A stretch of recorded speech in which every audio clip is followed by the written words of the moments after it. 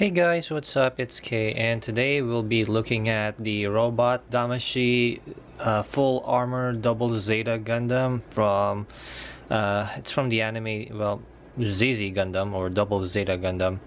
And this was a web shop exclusive, so he's a little bit on the pricey side. So he cost around 8,000 yen, 8,000 to 9,000 yen currently, but I got lucky with this one. I was able to buy this for 6,000 yen, and then so everything costed me $80 to have it shipped, so that's a good deal for me, which is good. So I was trying to save some money for a good figure, so I was able to do it on the Zeta Gundam. So let's go ahead and review its accessories. I'll be removing the backpack and the whatchamacallit, the double barrel beam rifle, and let's go ahead and review the accessories. Okay, so for accessories, you get all of these things. So you get the enhanced backpack, you also get the how do you call this, what do you call this again, the twin barrel beam rifle, something like that, I forgot. But yeah, you get his beam rifle as well, and then you have the option to either for the figure to hold it using his hands. So you have this handle, optional handle, and just put that on the socket. That's pretty. Oh, it's my first time doing this again. It's been a while. Okay, motherfucker. Okay. Yeah, I can't do it right now. So yeah, but you have that handle that will go into there so that he can hold it with his hands. And then what I did is I actually mounted this on its arm, so that actually looks better. And then it has that option, so you can either go with this look or just keep it like that. I like to keep things like this one. It looks better in my opinion. So that's that. Sorry about that. So let's go ahead and proceed with the other accessories. So you get these hyper beam sabers. So this is quite huge. Come on, camera focus. So yep, you can use this as a chopstick actually.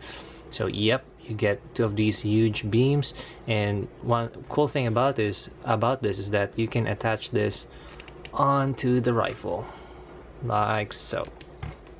And I'm not too yep, so you can do that one as well, which I won't really do.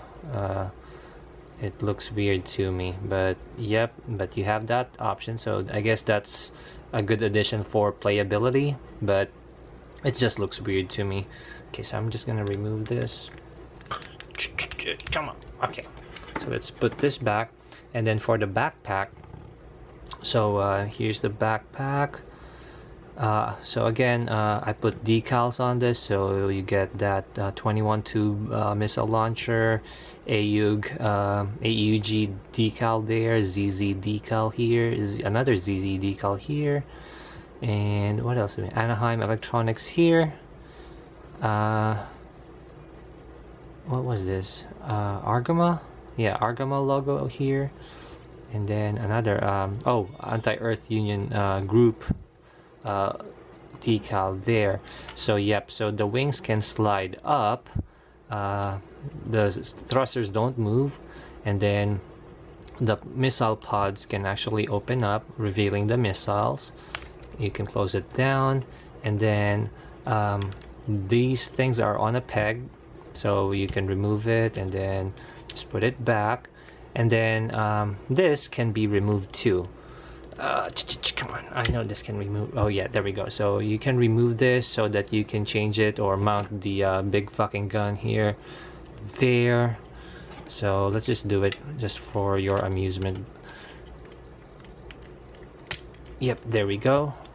So you have that option, and then this one will be mounted on the back skirt, so you have that option as well. So And then moving on with the hands, you get two trigger fingers, and then two open palm hands, and then a beam saber holding hand. And you see how there's a peg there. The reason for this one is because the beam saber hilts are quite huge, so he won't be able to hold it if there's no peg on there. So you see how there's a socket there, so just mount that here. Yep, there we go. So it kind of looks like he has a dildo now, but that's his beam saber. Oh wait, I actually mounted it incorrectly, so let's just do it again. Okay, so now it kind of looks like he's really gonna be playing with a dildo now. Me. Okay, so let's just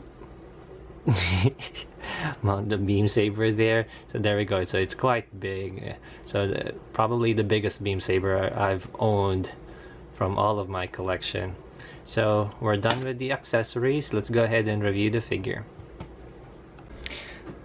Alright, so moving on with the articulation. So before we get things started, so just to let you guys know that this figure doesn't really look like this out of its box.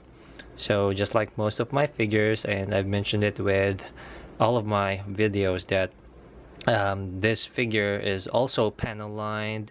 I also added decals on there. I repainted the some of the yellow parts to orange, so I repainted the V-fin orange, the side vents for the legs orange, but some small areas that's hard to paint, I kept it the same. So you see how the yellow parts are still there.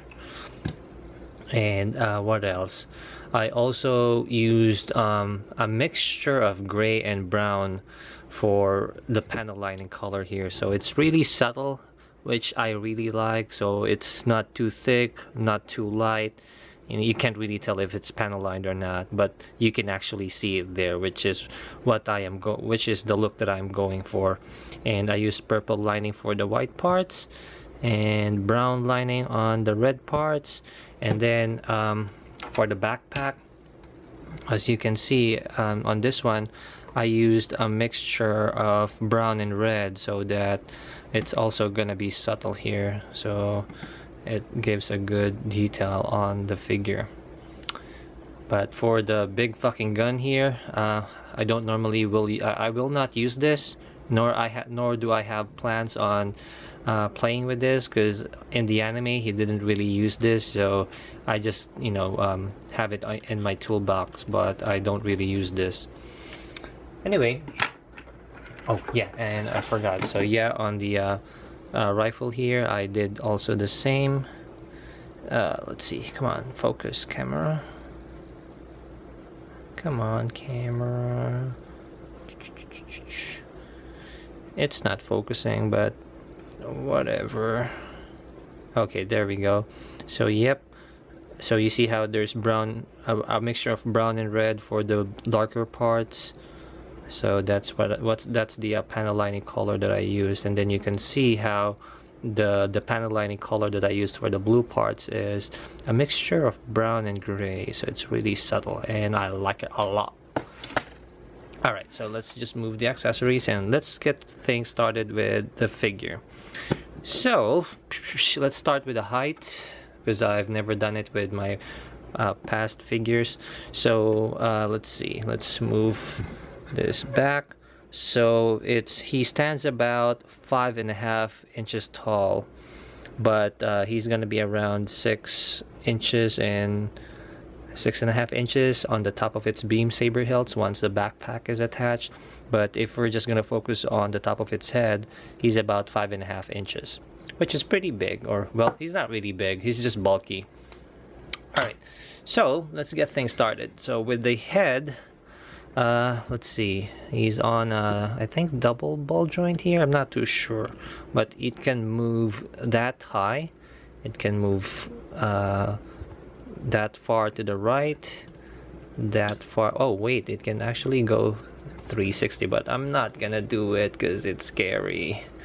Yep, and he can also look down, which is good. There you go, he can look down. And then for the body here, he has this extra feature that his panels on the chest opens up, and that's on just on a simple hinge connection, so it opens up, revealing some more missiles, which is awesome. And then the arm can go 360, and then as far as I remember, it has a pull-out feature. Nope, I remember it has a pull-out feature. I completely forgot how I did that. Let's see, give me 1 second. But anyway, so it goes 360, and then the arms can go that far up, and it has a double jointed, well, almost over 90-degree bend there, which is not that bad because he's pretty bulky. And then he has a opening panel here which reveals 3 more missiles, which is awesome. And then he has a bicep swivel, which is good. Arms is on a double ball joint, so it can wiggle around and rotate. And then what else did I miss on the well, the arms can go in and out a little bit, so for a bulky figure that's pretty good. And then what else, the hip can go to the left that far, go to the right that far. And then this front piece right here can move up, and revealing his original front skirt, and it's on a separate connection, so it can also move that. And then this one is on a ball joint, so it's gonna wiggle around. And then the feet, if we move this up and move this up as well, he can do a front kick that far, which is again pretty impressive for a bulky figure, but not as impressive as the Mark V's articulation. But then again, this guy has a better articulation than the Mark V in my opinion. And then he has a thigh swivel here. And then what else? He has a double jointed bend there. You can't really see it because of its bulkiness, but yep, that's a double jointed bend. And then for the feet, it can move down that far. And let's see, yep, it has a separate connection on the back as well. You see how that thing moves. And then he has a ankle rocker, which is nice for ground poses. And what else did we miss? The back skirts can also move, or it can also flap around, but that's pretty much it. Oh yeah, and for the legs, he can do a nice split. Well, not really split, but his legs can go that wide. So that's a really neat feature for a very bulky figure.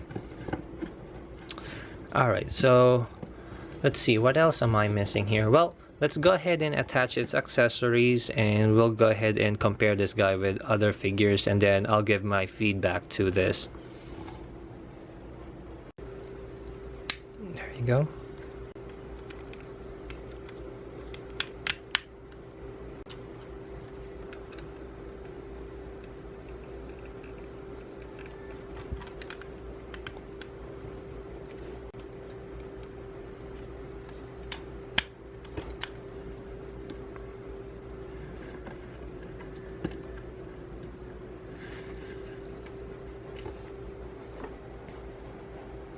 Okay, so now we're gonna do some size comparisons.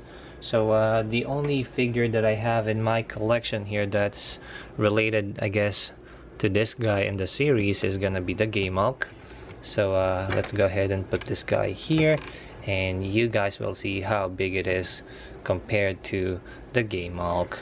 So here is the figure at okay, let's move this back. Oop, you can see my shitty backdrop there. Okay, so he's almost 6.5 inches at the top of its beam saber hilts. So you can now see the shadow of the Gamalk there. But I'll go ahead and use him here. Alright, so Karasun, you're up. You'll see how big you are compared to the Zeta or double Zeta. There you go. So he is quite, well, she is bigger than the Zeta, that's for sure. So, but they actually look good together. So this is what I like about, you know, streamlining your figures. By streamlining, I mean like your figures or the stuff that you collect are related from each other, so they don't look out of place. So that's the game out beside the double Zeta Gundam, or the full armor double Zeta Gundam. And let's move this aside and let's go ahead and do another comparison. So again, he is at 5.5 inches at the top of its head and 6.5 inches at the top of its beam saber hilts. So let's go ahead and bring in his predecessor, which is the the Zeta Gundam here, which is, well, I already reviewed this guy in one of my old videos, and this is my SCM EX RX-782, which was weathered recently, and I'll be reviewing this guy soon. But here he is, and yep. So looking at these three together, that is awesome. So now that we have, and then let's just set this here, so now you guys have an idea on how big these figures are when they're right next to each other. So I'll go ahead and remove this, and let's go ahead with my feedback and opinions on this guy. Okay, so what are my thoughts on this figure? Now, back then when I was still collecting Gundam Fix Figuration or GFF figures, I actually loved the double Zeta Gundam from that line. But then one thing I didn't like about it is that the double Zeta should be a little bit bigger than it's, you know, because the GFF double Zeta is bulky as well, but then it's a little bit small. Well, it is bulky, but compared to the robot Damashii double Zeta Gundam, this one is bigger. So I like how this thing is actually bigger. And I also like how I don't have to do the gorilla pose to just display the rifle here, which is good, because on the GFF you actually have to move the arm sideways like that for you to be able to display it properly, which is not that natural, or it looks weird if the arm is, you know, displayed sideways, just to make it, you know, for you to be able to display this like that. Now in this case you were able to do it with the arm posed like this one on its regular position, which is what I really like. And also for a very bulky figure, this guy actually has some awesome articulation. So that was very unexpected. Like, this guy can actually kneel, which I don't think the master grade can even do. So let's just try and do it here, just for our amusement. Well, he doesn't really have to kneel, but I just like how he is able to kneel. He doesn't really have to do it. But yeah, for a bulky figure, that's pretty neat. And I think he can do better here. It's just that I don't really mess with my figures. But yep, that's pretty good. And then also, the only gripe I have about him is that well, this is my gripe with most robot Damashii figures, is that they look plain out of the box. So I put decals on mine, flat coated it, and added some panel lines. You see how there's Gundam system there, so it made it look a lot better than how it used to look back in its box, or back when, you know, he was fresh out of its box. So overall, let's see, let me just pose this guy real quick. Okay, let's see here. I want to make him look good before I give my rating here.